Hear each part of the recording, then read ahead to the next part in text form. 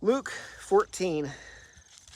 One Sabbath, when he went in to eat at the house of one of the leading Pharisees, they were watching him closely. There in front of him was a man whose body was swollen with fluid.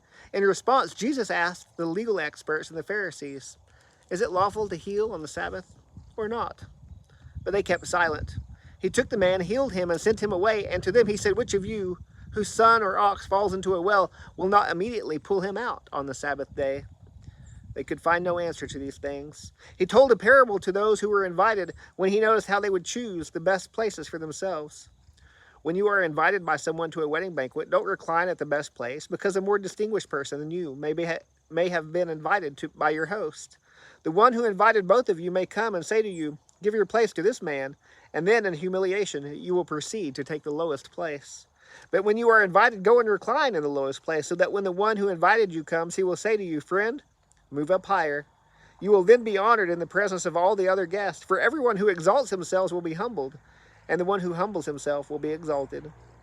He also said to the one who had invited him, "When you give a lunch or a dinner, don't invite your friends, your brothers or your sisters, your relatives or your rich neighbors, because they might invite you back and you would be repaid.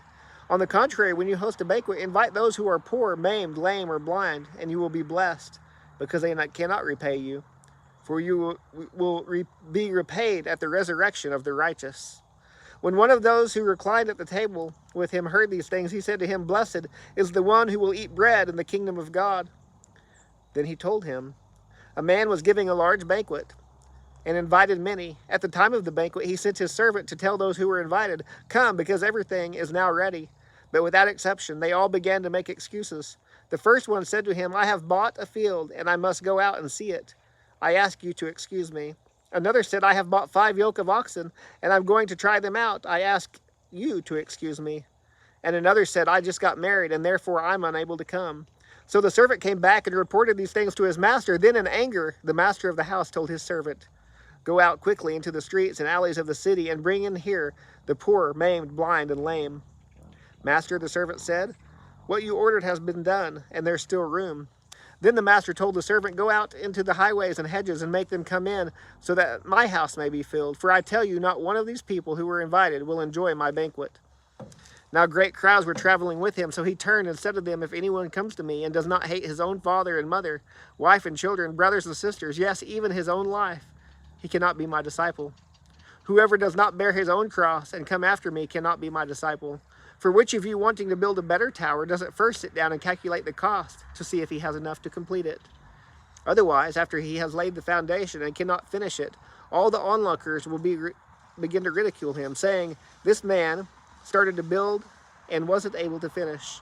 Or what king going to war against another king will not first sit down and decide if he is able with 10,000 to oppose the one who comes against him with 20,000?